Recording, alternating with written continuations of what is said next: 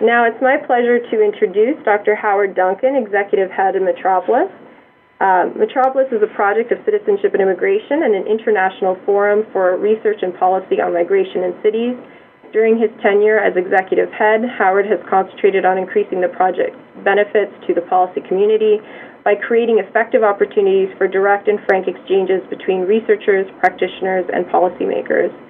This has increased Metropolis's geographic reach and expanded the range of issues it confronts. Before joining Metropolis, Dr. Duncan had various leadership positions within the federal government, and he holds a PhD in philosophy. Over to you, Howard. Well, thank you very much, Sandra. It's a real pleasure to be part of this webinar today.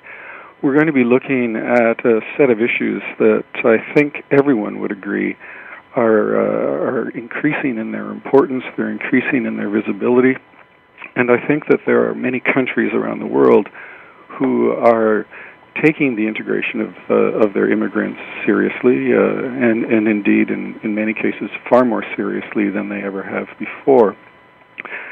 It's also clear that many countries are struggling with this policy issue, and that they are looking for advice from others. This is, I think, an area where the MIPEX project is particularly valuable.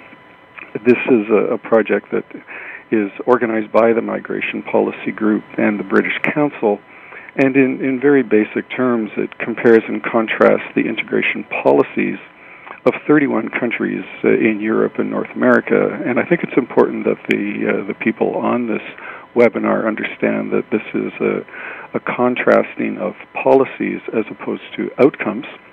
Now, of course, the policies are assessed in terms of the likelihood with which they'll have good outcomes, but nonetheless, this webinar will be about policy as opposed to outcomes. So, if you look at today's debate in the world on immigration and integration, I think many of you are going to be aware of what is taking place not only in North America, where we are, but in Europe, where we have seen over the last quite a few months, but carrying on right up until the last few weeks, a considerable amount of anxiety with respect to immigrant integration. And we've seen from a number of countries a distancing of government policy from multiculturalism. We saw this very recently in the UK with David Cameron's speech in Germany on this topic, and I think we'll also all remember that this was preceded in Germany by some remarks that the Chancellor Angela Merkel made about multiculturalism. This was followed by similar comments by Nicolas Sarkozy in France. And before that, we heard similar concerns in the Netherlands and in Sweden and even further back in Austria. So what's interesting for Canadians is the European dichotomy between integration and multiculturalism. This is a dichotomy that, of course, does not exist in Canada, where we see multiculturalism as, in fact, a vehicle to enhance immigrant integration. And I think it's interesting, the timing of this webinar, because we in Canada just celebrated or recognized, perhaps it depends on your point of view, recognized the 40th anniversary of our official multiculturalism policy. Now, integration is clearly important for the immigrants who are looking to make their way in their new society. I think it's also important to note that integration is important for the host societies who are hoping to benefit from the contributions that immigrants can make. One thing that we're seeing increasingly, and not just in North America and Europe, but in many other parts of the world, is a growing competition for immigrants, particularly these days at least, immigrants who have high levels of education and high skill sets to offer to knowledge economies. Well, this competition for migrants is going to be, in part, won or lost in terms of the integration policies and the integration outcomes that are available in countries, and we've seen that the concern that some countries are having where they are not achieving their targets for high-skilled immigration, these concerns are being met with additional emphasis on integration success. So I would like to now introduce to you all Dr. Jan Niesen, who, as Sandra mentioned, is the director of the Migration Policy Group in Brussels, and he is the man behind the MIPEX study. Dr. Niesen studied sociology at the Amsterdam Free University. His professional activities include campaigning and lobbying for anti-discrimination law and just migration policies across Europe. He designs and conducts international comparative and policy-oriented research and undertakes feasibility studies. He establishes and manages international networks of governmental and non-governmental experts. He writes reports, handbooks, and manuals for the OSCE, for the Council of Europe, the European Commission, and the European Parliament. And he advises the public and private sector on matters related to international migration, integration, anti-discrimination, and diversity. We're in good hands with Dr. Niesen, and Jan, I look forward to your remarks. Thank you, Howard. Good morning to you all. Thank you for your kind words and introductions. It is, of course, a pleasure to have this conversation on the very day that we presented to the European, or I should say international press, the outcomes of our third round of MIPEX research. We know that the documents are now flying around the world in hard copies and on the web. And it is a great pleasure to discuss them with you over there in Canada. And thank you, Maytree, for facilitating this webinar, which, by the way, is the first one I ever attend and speak to. One final comment or introductory remark is that I'm not alone here. I am here together with friends of the British Council, with which we have worked on MIPEX over the last couple of years. In particular, I'm sitting here together with Thomas Huddleston, who is a policy analyst at the Migration Policy Group and actually the central research coordinator of the project. Thomas is holding my hand, or I will hold his hand when he got stuck, but I hope you will appreciate that we do this together to introduce MIPEX to you today. Now, MIPEX, for those of you who have never seen MIPEX before, but MIPEX is the Migrant Integration Policy Index, which we have designed to compare and to assess policies across, in the first instance, Europe, but soon we started to include in this exercise Canada, and then expanded further, including this time the United States. And MIPEX assessments are underway for Japan, Australia, and New Zealand before we will move to other places around the globe. We see it as a benchmarking tool. States can look at how we have compared their policies on the basis of an odd 150 indicators. So what we do, we summarize in 150 policy indicators the complex area of the legal integration of immigrants. We summarize them, these policies, and we produce a quick reference guide.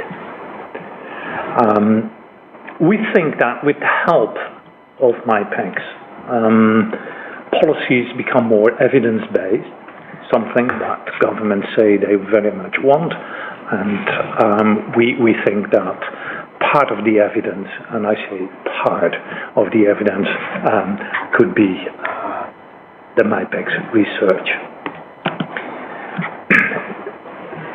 Integration. Of course, I already said integration. We look at legal integration, which is a necessary condition for social integration, and we can have a long debate about it, how necessary and to what extent indeed legal integration leads to social integration. But that is not the purpose of today's conversation. Today we want to show you the results of our research. We looked at 7 policy areas of which I think everybody will agree are important for integration.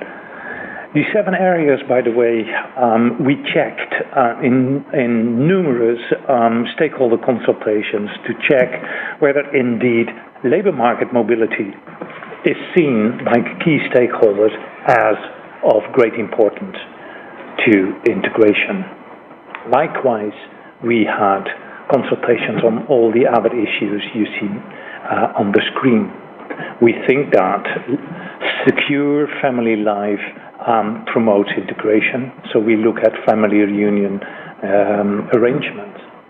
We look at access to education, political participation, to what extent that is possible, allowed and facilitated. We look at issues around long-term residence. The idea behind it here is people who do not have a secure residence in a country will probably not, quote-unquote, integrate.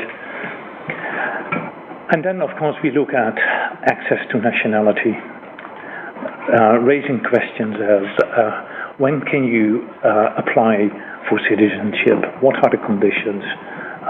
What is it what you have to do, and what does it bring? And last but not least, we look at anti-discrimination and look at to what extent non-nationals are also benefiting from anti-discrimination law. And then finally, as I said already, we cover quite a lot of countries. In total, 31, and there are more to come. Now, let me go to the next slide, if I can manage that. The key findings. Here Thomas will take over. Can I just say a few words about how we conducted our research? It involved around 100 scientists. In all those countries, we had a group or a number of individuals, each specialized in one area, because as you know, anti-discrimination law experts are not necessarily familiar with immigration-related issues. So we had in all countries, we had a group of experts answering a questionnaire with around 150 questions, and they were given an opportunity to answer in terms of 3 options. So it was a kind of, if you want, multiple choice. What applies in your situation? Is it on that particular question, option 1, 2, or 3? The answers were independently peer-reviewed by another set of experts, and these people were, of course, not knowing from each other that they were, who was peer-reviewing that, so it was done independently. And on the basis of this rather comprehensive type of approach, we were able to put together the results which we today have published. So it was a massive undertaking, and as soon as we have dealt with the key findings towards the very end of this presentation, I hope to be able to say a few words about what it is, what we are going to do next. And on that note, I hand over to Thomas. Thank you, Jan. Yes, my name is Thomas Huddleston. I work at the Migration Policy Group as a policy analyst, and I was the central researcher coordinating MIPEX. Now, you see in front of you the overall key findings. This is a simple average of the 7 integration policy areas that we examine. Countries are then color-coded based on the benchmarking. So a country that scores light pink has laws and policies that promote equal opportunities, equal rights, and equal responsibilities for immigrants. And those that score down towards a 0 have policies that seriously deviate from equal treatment and might run the risk of discouraging or delaying integration. That's how the MIPEX equal treatment normative framework works.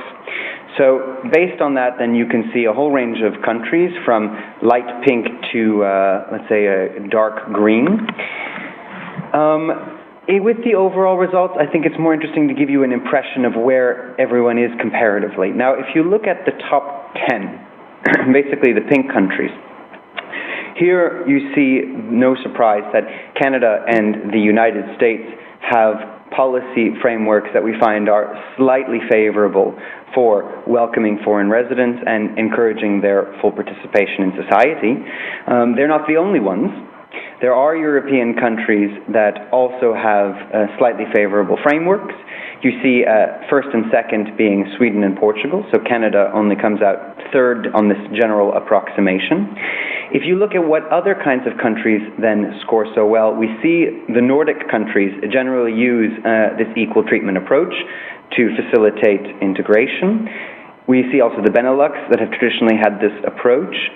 And interestingly, we also see the Southwest European countries who 10 years ago were largely countries of emigration, but in that time have seen large waves of migrant workers and now also their family members who have come and who within that space of time have rapidly improved their integration policies. So if you look then overall, as I said, we see a big diversity of countries actually that use this equal treatment approach for integration policy and continue to work on these issues. So we conclude that what counts in this area is not just having a long tradition of immigration. That doesn't necessarily guarantee inclusive policies, at least not in Europe. But what matters more is having actually the political will to continue to push for equal opportunities for immigrants. Now, because we asked the same questions for most areas from 2007 to 2010, we can make a direct comparison to see where countries have gone over the past 3 years. So here you see a scatter plot. The countries that are scoring over 50% and have improved in the past 3 years are termed the leading countries. Those who continue to score over 50% but have gone down in their scores are in reverse in terms of their policy approach. Those that are still below 50 but improving are catching up, and those that are below 50 and continuing to decrease are falling far behind. What we find is that on average in Europe and also in Canada, progress happens slowly. Most countries, on average, only went up 1 out of the 100 points in the index, while policymakers may change their messages from day to day and create a lot of news in the press. We actually see that making a policy or a legal change takes a substantial amount of time. It then also takes time to implement that policy and then to see the actual effects on immigrants' opportunities in society. Now, we see that there are a series of countries who actually haven't made much improvement over the past 3 years. Countries like Finland, Switzerland, Cyprus, Slovakia, Slovenia, Malta, really their policy scores haven't changed and we haven't seen many major policy initiatives in these areas. While countries like the Netherlands and in France are actually being pulled in opposite directions. So while in the Netherlands the current government has been trying to add more and more conditions to family reunion which would not apply to nationals, the European Court of Justice has actually stepped in and said that in these areas the Netherlands can only expect the basics that are required in society. They can't have different expectations for immigrants as for their own nationals. And we also see that France has continued to make many immigration reforms over the past 5 years, but these tend to be focused on very limited issues, the same issues again and again, without actually having much of a relationship to immigrants' opportunities in France. Now, we see 6 countries that are catching up on the basics. So in Europe, where most countries do well is that they provide migrant workers, family members, and long-term residents with basic residence security. There's judicial oversight of the procedures, and they generally have equal rights to participate once they obtain all of these statuses. Also, we see that European countries are now providing basic protections from racial, ethnic, and religious discrimination. So the countries then are catching up on these areas where Europe tends to be strong. And these are countries mostly in Central Europe, which don't do very well in terms of integration policies, have just really started to develop their own approach and write a basic integration policy. We see about 9 leading countries. Greece has made the greatest progress over the past 3 years. With their new government in 2010 and passing just 3 laws, Greece went up 10 points on the MIPEX by opening citizenship to immigrants, to their children born in the country, and by opening voting rights and consultative bodies. Luxembourg and Portugal have also invested in rather major reforms, which give them increases of 8 and 6 points, respectively. But most countries have only made minor changes over the past 3 years. So, for example, Canada went up about 1 point because of the increased work on the recognition of qualifications. We've also seen Denmark going up 1 point because it has also tried to target immigrant employment and adopt projects in that area. And the other countries here have made minor changes. We also see 4 countries that are going in reverse. These are countries which are adopting new conditions for immigrants to become reunited with their families or to become full citizens, and they go down in the index because there's often very little support for immigrants to pass these requirements, which might end up just delaying or discouraging integration. The country that's gone down the most is the UK, which has gone down 10 points because of its earned citizenship approach. The current government says that it no longer wants to implement this law, which has been passed by the UK Parliament, but it's not been clear on what approach it wants to take in the future. Now, lastly, when we looked at these changes, we also collected more qualitative data on why countries make changes in this area. Are they guided by an equal treatment approach? Are they using an evidence-based approach as well? And we found that few actually of these changes are based on hard facts.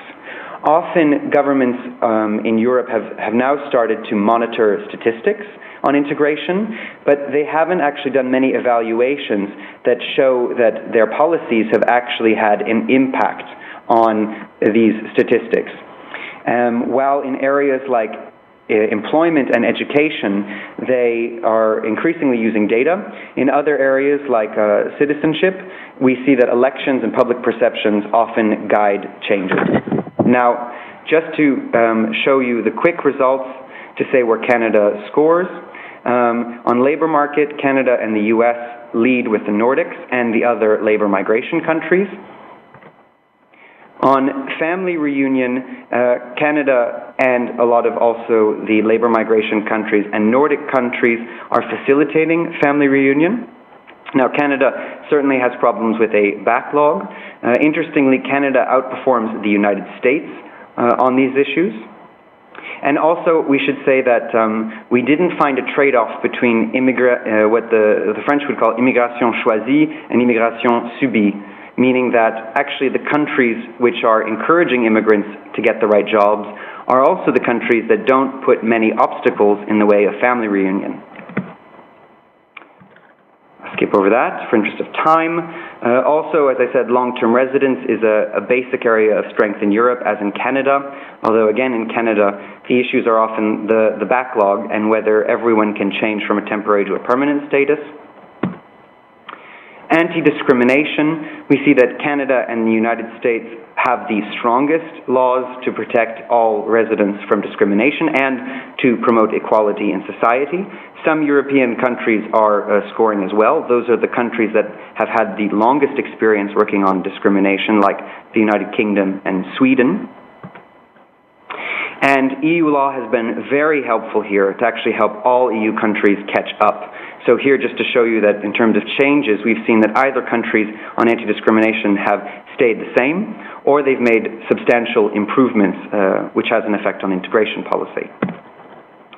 Briefly on the 3 points here, political participation is generally a weakness in Europe, and interestingly, it tends to be pretty weak in Canada and the United States. Where voting rights before naturalization or consultative bodies of immigrants have not been part of the political thinking, even if they were once part of the political landscape. I know, for example, my native country, the United States, there was once voting rights pretty common state by state. Interestingly, here in Europe, actually, the countries that are opening on citizenship and facilitating citizenship also tend to facilitate political opportunities and voting rights. So the countries that are leading here lead on both issues. They don't tend to see it as an either-or in Europe. On access to nationality, you see North America with slightly encouraging policies for immigrants as citizens to be, but in Europe this tends to be weak. And interestingly, though, as countries in Europe reform, they tend to adopt the kinds of principles that we see in North America, being dual nationality and some form of birthright citizenship. Lastly, education. Here again, we see most European countries tend to be weak. They don't tend to have many legal entitlements for migrant pupils when they come in to the country, and they don't tend to set quality language courses for immigrant pupils. The countries that lead here are the Nordics, that take a mainstreaming approach, but we also see that some U.S. states and Canadian provinces are really on par with these leading countries. In Canada, it is partly due to the multicultural policy. So that's where I'd like to end. This gives you the overview of the 7 sets of results and hopefully gives you some food for thought about how Canada can inspire Europe, and maybe in some ways Europe can inspire Canada.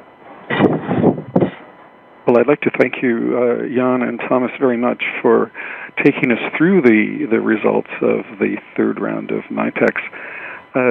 One of the things that I think is extremely important about your work is that you do use so many indicators, well over 100 indicators, and the indicators alone are very, very helpful for governments to assess their own policy portfolios, and the comparisons are, because the comparisons are on the basis of these very precise indicators, they're very useful in that regard. Now, I think in Canada, most Canadians feel that we do quite well with respect to the integration of immigrants, and therefore we assume that our policies are pretty well the ones that we want. But you've pointed out some areas where Canada is weak, and I'd like now to turn things over to Jack Jedwab for his remarks on these results. So, Jack, over to you. Thank you, Howard.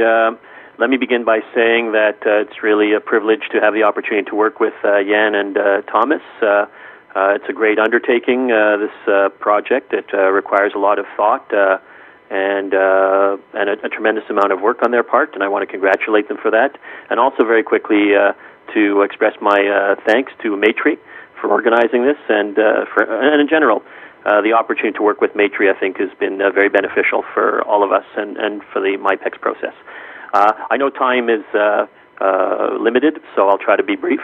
Let me say that I think overall one needs to exercise caution when translating the results or outcome into the issues on the ground, if you like, as regards the situation of immigrants, whether it's within Canada or the other countries. So that, as Jan rightly pointed out, a lot of this is about the legal integration perspective. It's about how well we do in policy terms. where we do fairly well in comparison, but I think one always has to be mindful of the fact that this is a comparison and situate that in some context.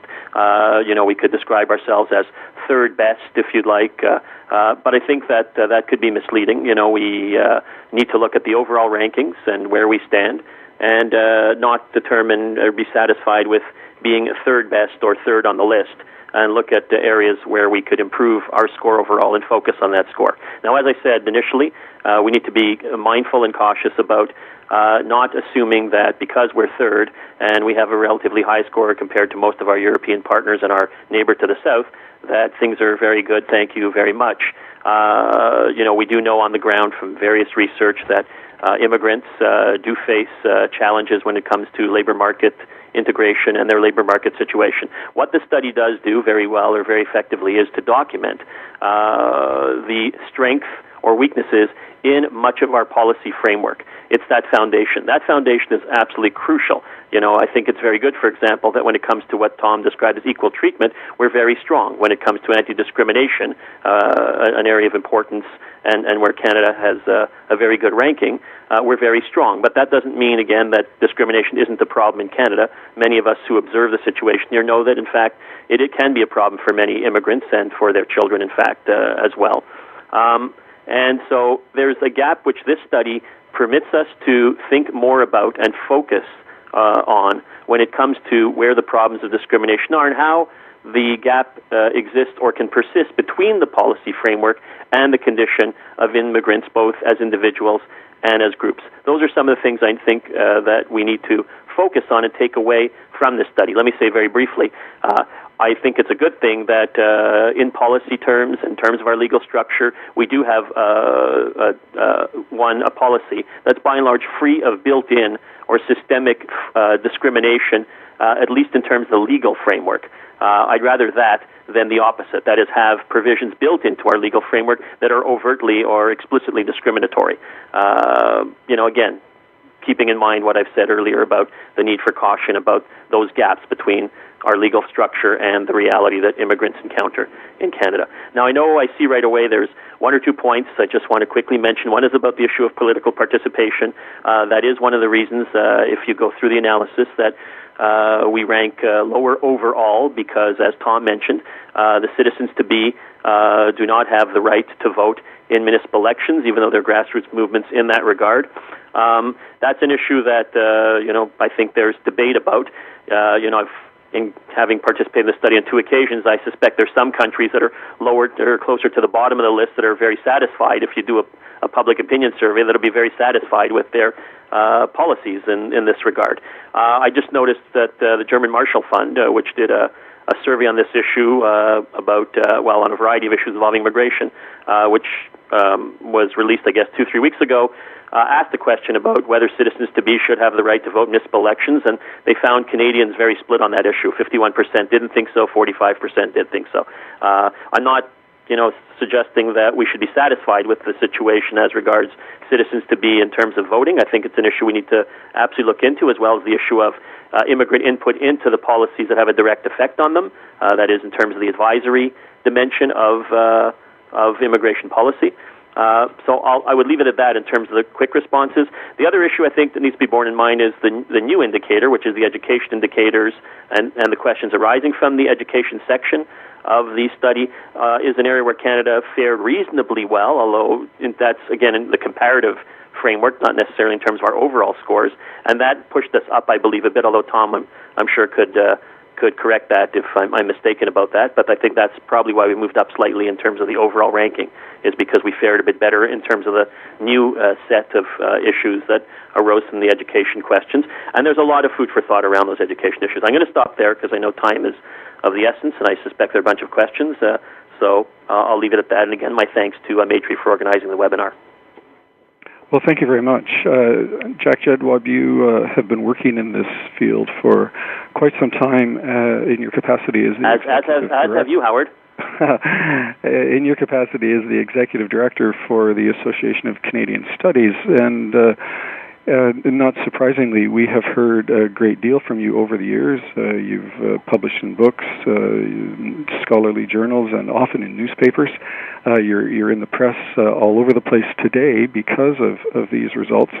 Now, I wonder, with your extensive background here, turning to the questions, on political participation, which has, in a way been at the downfall is probably the wrong word, but it is responsible for Canada's ranking to a large extent, and not, in other words, our ranking somewhat behind some other countries. Do you have any specific suggestions for, thinking of your work as a pollster as well, any specific suggestions for how the Canadian government ought to respond to this outcome?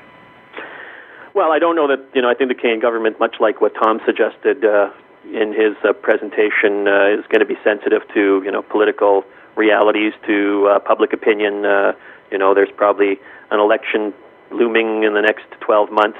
I don't know that there's a lot of excitement or anxiety about this particular issue in terms of public opinion. But, I think from the standpoint of the civil society dimension of these issues, there is some value in some debate being organized. It doesn't have to be undertaken by the federal government. It could be undertaken by a coalition of urban groups. It could be undertaken by cities of migration about the political involvement, engagement of immigrants, of citizens-to-be in the process of participation, both politically and in the connected issue, and I think it is a connected issue, a related issue, which involves the input of immigrants and citizens-to-be in the political and policy process. I think those are important issues. Engagement's an important issue. We talk a lot in Canada about civic integration, civic involvement, etc. And here's a real opportunity to give some thought in an organized manner through some commission or some policy group about these issues. I think we're at that stage. I don't think we're at a stage where we're going to see a quick change in this area in terms of extending voting rights to citizens to be in local elections. Okay, well, thank you, Jack. I'm turning to the questions that are now piling up from our audience, and the first question reads as follows. City advocates in Canada argue that cities require more jurisdiction over areas that are currently provincial, such as health and education. Big cities, for example, have different healthcare needs due to large immigrant populations. Has MIPEX considered adding health policy indicators to its index? And I guess I should turn that to you, Jan, and perhaps Thomas. So has health policy ever been considered? Yeah, we can easily add a next trend to our MIPEX. No, we have considered it, and we are open to that anyway. Can I just put in a word of caution here? First of all, if you do a thing like this, comparing 30 countries on policies, integration policies, you have to build it up very slowly. We started, the first MIPEX covered only 4 strands, and then we expanded it to 7 now. That's one thing. The other thing is on health. It depends a little bit on what it is what you want to establish with that. Is it access to health facilities? For example, then we partially cover that already, because in the anti-discrimination strand we ask particular questions about the applicability of anti-discrimination law on access to social services, education and health and housing. So in a way, indirectly, it has already been addressed. Okay, thank you very much for that, Jan. Taking our next questions, I'm going to do 2 at once because the first is very easy to read out. This is the 3rd year for MIPEX. How did Canada do this time round compared to previous years? And here is a follow-up question, in a way, or a related question. Did this study take into account some of the more recent policy shifts in Canada? For instance, the government recently passed changes to citizenship law that limit a foreign-born Canadian's ability to pass down nationality. The government is also planning to reduce targets for family sponsorship of older family members and to make changes to the assessment process for skilled immigrants. so that younger immigrants are favored. So now the question really amounts to one of the timing of your assessments. So how did Canada do in the previous two, and when was the assessment for this third round made? Tom, are you there? Yeah, sure, I can handle it if you want. I can as well, but I thought you might take the lead on it. Sure. Okay, I'll tackle it briefly. The research reflects the situation as of May 31st, 2010. So it does reflect the change in the citizenship policy, which did not have an effect on the MIPEX score, because we are generally looking at the acquisition of citizenship and also at the loss for an individual who's residing in the country. And in terms of how Canada has improved, if you look at the areas where we asked the same questions, Canada only went up 1 point because of this pan-Canadian framework on the recognition of qualifications, which I know is a work in progress, but is still a monumental achievement for nationwide cooperation. We see that these kind of targeted policies to help migrants, particular situation in the labor market, are very weak across Europe. Often there's just an equal treatment approach, but countries don't really realize the specific needs of foreign trained workers. So that's why Canada went up here, and there are very few other countries that have been doing this kind of work on the recognition of qualification.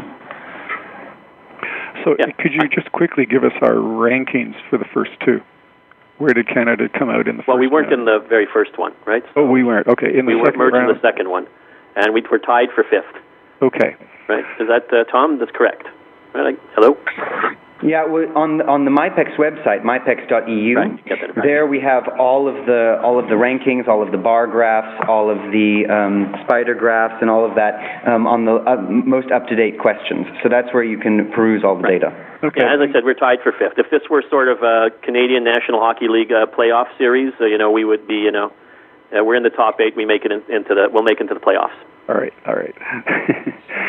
So, with regard to the recent changes, the ones that took place after May, when would we expect to see those results factored into the next study? This would be in 2 years' time? Yeah, I believe that to be the case. At the next MIPEX. Yeah, well, okay. Having just produced number 3, it is a bit cruel to ask when number 4 will be there. I mean, we're still kind of holding our breath and waiting for comments and reactions. But the idea is really now, since we have now proven that this is an exercise that can be done, that is scientifically sound. And Jack, this is maybe a good moment to also thank you and your team for working with us on this.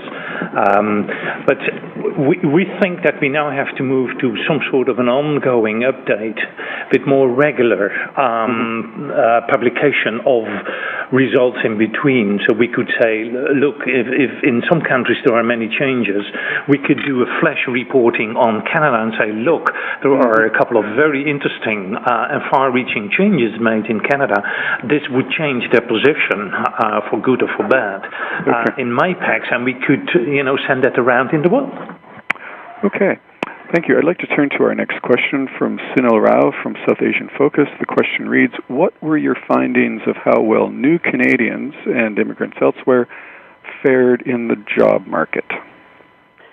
Jack, again, just to reiterate what I said earlier, the study doesn't measure the position or condition of immigrants in the job market.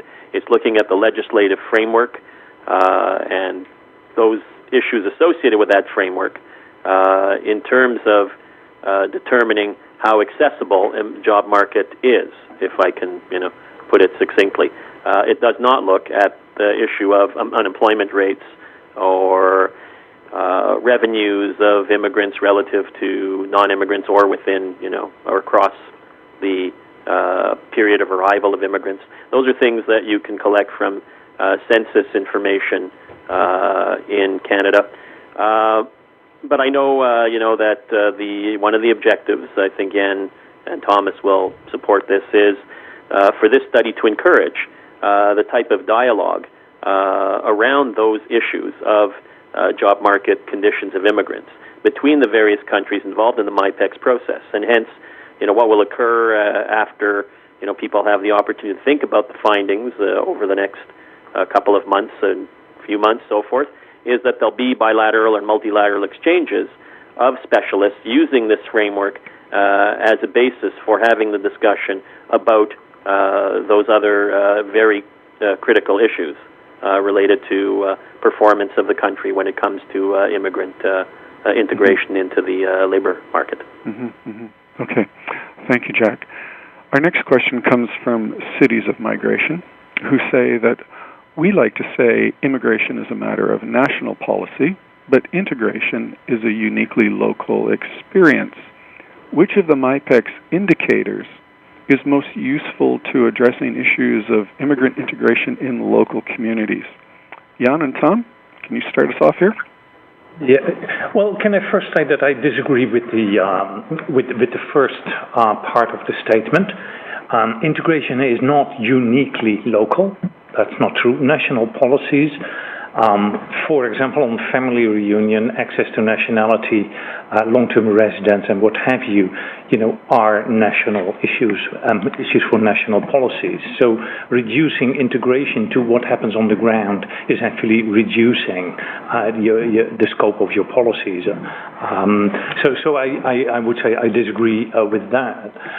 If cities, and we see that in Europe as well, cities, of course, have a big stake there.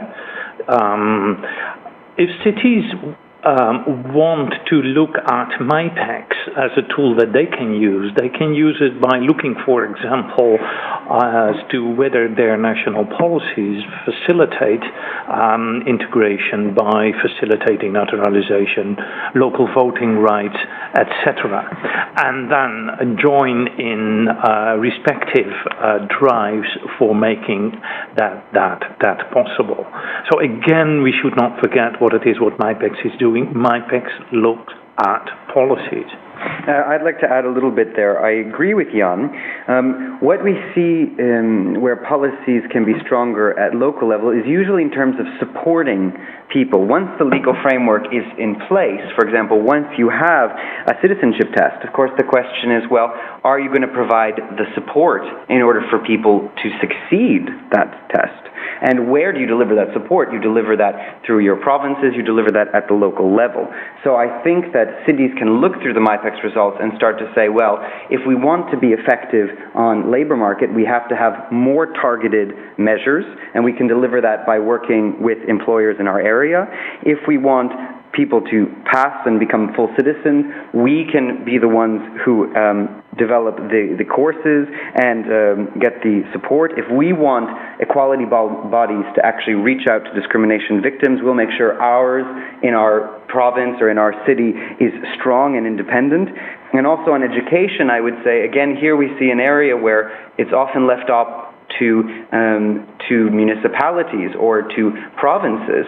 And if they don't have the support that they need in order to work on this area, then you might not really get an even policy across the country. So there is a link, as Jan said, between the national and the local, and often you need to deliver that support at the local level in order to make sure that people are using their full national policies. I wonder if I can ask, given that in Europe, city administrations have, in some cases, more authority than they do in Canada, are European cities using the MIPEX results as well as the national governments? Yes, they do. And actually, over the last couple of years, we have been working with, if you can call that, a federation of cities known by the name of Eurocities, where we developed for them sets of indicators uniquely applicable at the local level. And they were, at least since we were doing that, also being the MIPEX men, so to say, we made a link between national indicators and how they work out in at the local level. So there is clearly a link there. Okay, thank you.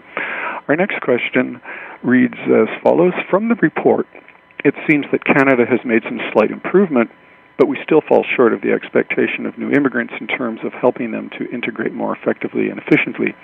I wonder if there are studies or practices out there that could shed some light to inform our governments what we can do better. Jack?